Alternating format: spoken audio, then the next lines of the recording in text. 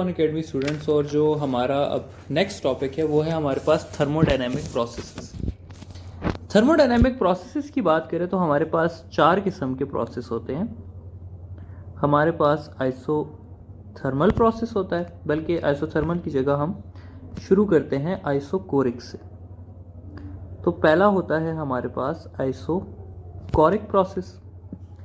Second में आ जाता है हमारे पास आइसोबारिक प्रोसेस। थर्ड में आ जाता है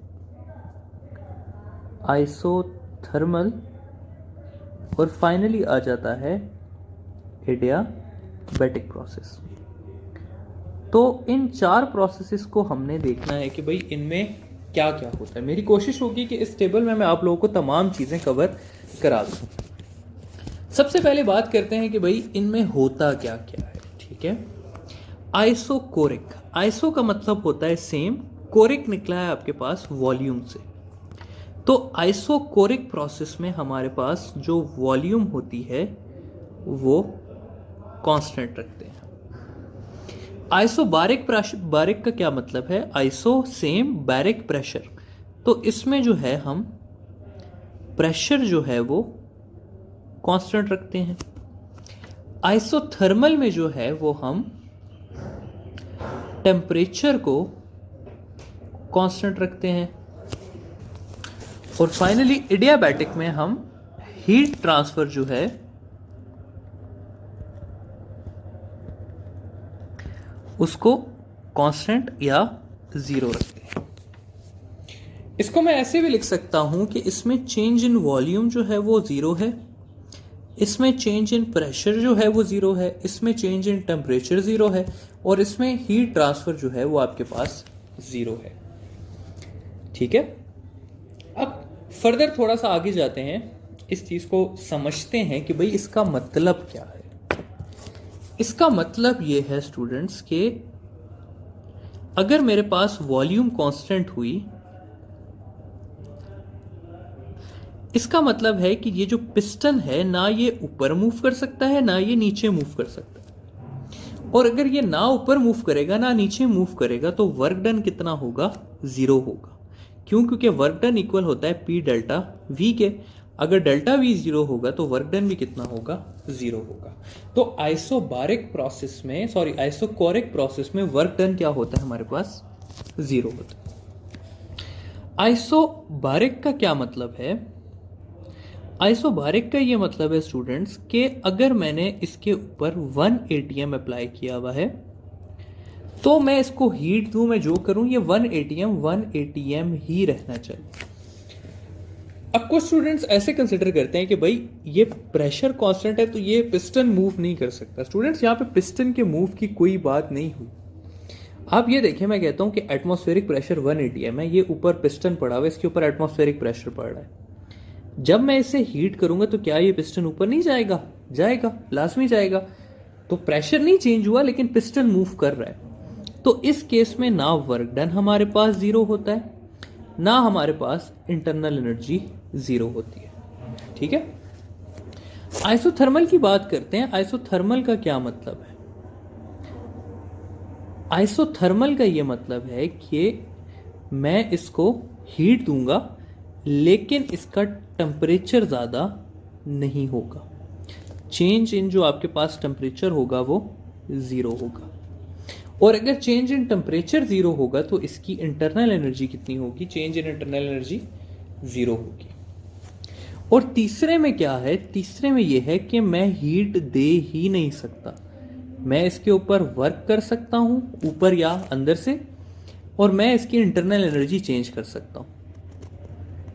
तो change in internal energy zero नहीं है, वर्क डन जीरो नहीं है, लेकिन हीट क्या है? जीरो है। तो ये है जी इन चार प्रोसेसेस का मतलब। अब नेक्स्ट स्टेप में हम जरा फर्स्ट लॉ को देख लेते हैं कि फर्स्ट लॉ कैसे ट्रांसफॉर्म होता है इन चारों प्रोसेसेस में। हमें यह पता है कि हीट इक्वल होती है पी डेल्टा वी, यानी कि work done plus internal energy के। वर्क डन जो है इस केस में वो है जीरो के इक्वल।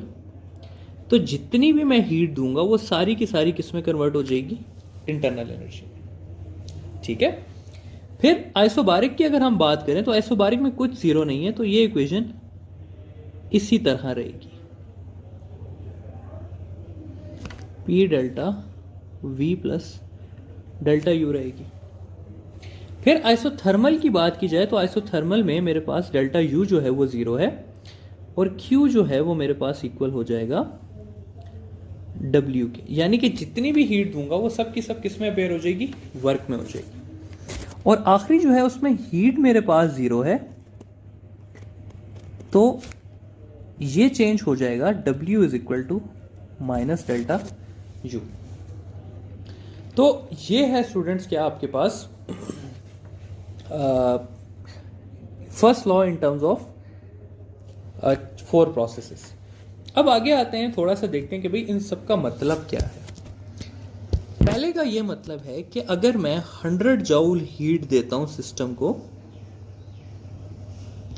तो उसकी 100 जूल इंटरनल एनर्जी इंक्रीज कर जाएगी और वर्क डन जो है वो उसका जीरो होगा। आसान बात।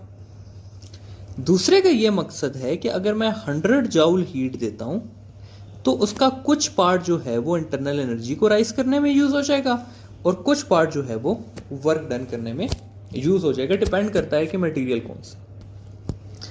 तीसरा ये है कि मैं अगर 100 जूल हीट देता हूं सिस्टम को, यानी कि नीचे से हीट देता हूं, तो 100 जूल वर्क हो जाएगा और इंटरनल एनर्जी या चेंज इन टेम्परेचर क्या होगा, मेरे पास जीरो रहेगा, यानी कि सारी की सारी हीट यूज हो जाएगी पिस्टन को मूव करने में। और फाइनली अगर मैं बात करूं एडियाबैटिक प्रोसेस की, तो एडियाबैटिक प्रोसेस में मैं हीट दे ही नहीं सकता। अब इसमें आ जाते हैं 2 कॉन्सेप्ट्स। अगर मैं कंप्रेशन करता हूं, यानी कि ऑन द सिस्टम करता हूं, तो इंटरनल एनर्जी आपके पास ज्यादा होगी, और अगर मैं एडियाबैटिक एक्सपेंशन करता हूं तो इंटरनल एनर्जी आपके पास कम होगी। या मैं ऐसे लिख सकता हूं कि एडियाबैटिक कंप्रेशन में टेम्परेचर ज्यादा होगा और एडियाबैटिक एक्सपेंशन में टेम्परेचर कम होगा। मूविंग ऑन, थोड़ी सी ग्राफ की बात कर लेते हैं।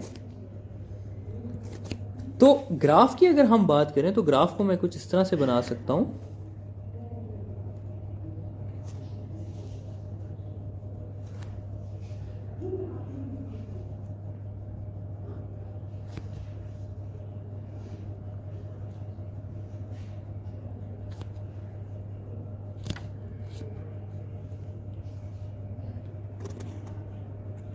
ये पीवी ग्राफ्स हैं सारे। तो आइसोकोरिक का मतलब है कि वॉल्यूम कांस्टेंट रहेगी, तो इस तरह की लाइन बन जाएगी।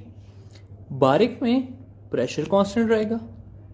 आइसोथर्मल का ग्राफ आइसोथर्म बनेगा और एडियाबैटिक इसी तरह का होगा लेकिन थोड़ा डीप होगा। ये आप देख लें, ये थोड़ा डीप आइसोथर्म कर्व है।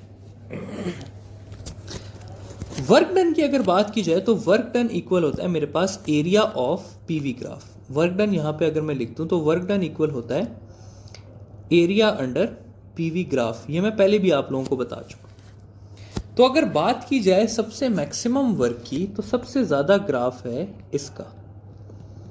तो मैक्सिमम वर्क डन होता है बाय आपके पास ये आइसोबारिक प्रोसेस का। सेकंड पे अगर आप देखें तो बारी आती है आइसोथर्मल प्रोसेस की, क्योंकि इसका एरिया रिलेटिवली ज्यादा है। थर्ड पे अगर आप देखें तो आ जाता है आपके पास एडियाबैटिक का, और फाइनली मिनिमम वर्क जो होता है वो होता है आपके पास आइसोकोरिक का, जो कि इक्वल होता है 0 के।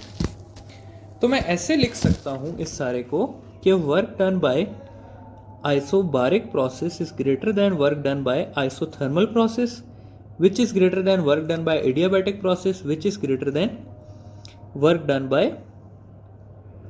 isocoric process, which is equal to 0। तो ये है आपके पास वर्क डन के किस प्रोसेस में कितना वर्क डन होता है और किसका ग्राफ कैसा होता है। इस सब के बाद मैं आपको कुछ स्पेशल चीजें बता देता हूं हर ग्राफ की, जो कि आपको पता होनी चाहिए। तो स्पेशल बातों में आपके पास जो चीज आ जाती है उसमें सबसे पहली बात आती है कि चार्ल्स लॉ। तो चार्ल्स लॉ आपका ओबे करता है ये आइसोकोरिक प्रोसेस, जिसमें प्रेशर आपके पास कांस्टेंट होता है और वॉल्यूम और टेम्परेचर एक दूसरे के डायरेक्टली प्रोपोर्शनल होते हैं। बॉयल्स लॉ की अगर बात की जाए तो बॉयल्स लॉ आपका फॉलो होता है आइसोथर्मल प्रोसेस में, जिसमें आपके पास टेम्परेचर कांस्टेंट होता है और वॉल्यूम और प्रेशर एक दूसरे के इनवर्सली प्रोपोर्शनल होते हैं। एडियाबैटिक प्रोसेस की बात की जाए तो एडियाबैटिक के जो एमसीक्यूज आएंगे वो याद रखना है कि एडियाबैटिक प्रोसेस जो है वो रैपिड प्रोसेस होगा, यानी कि आपसे पूछा हुआ होगा bursting of tyre. Bursting of tyre में एडियाबैटिक एक्सपेंशन होती है और हमने ये पढ़ा है कि एडियाबैटिक एक्सपेंशन में इंटरनल एनर्जी डिक्रीज होती है तो टेम्परेचर भी क्या होता है, डिक्रीज होता है। ठीक है, तो एडियाबैटिक के बारे में स्पेशल बात ये है कि रैपिड प्रोसेस होगा। बॉयल्स लॉ आपका फॉलो करता है आइसोथर्मल प्रोसेस, चार्ल्स लॉ आपका फॉलो करता है आइसोबैरिक प्रोसेस। और आइसोथर्मल के बारे में एक और बात याद रखें कि जो वेरी स्लो प्रोसेस होगा उससे आपने ये मतलब लेना है कि ये कौन सा प्रोसेस है, आइसोथर्मल प्रोसेस है। तो ये है स्टूडेंट्स हमारे पास 4 प्रोसेसेस और उनकी सारी की सारी प्रॉपर्टीज। आई होप कि आपको समझ आ गई होंगी।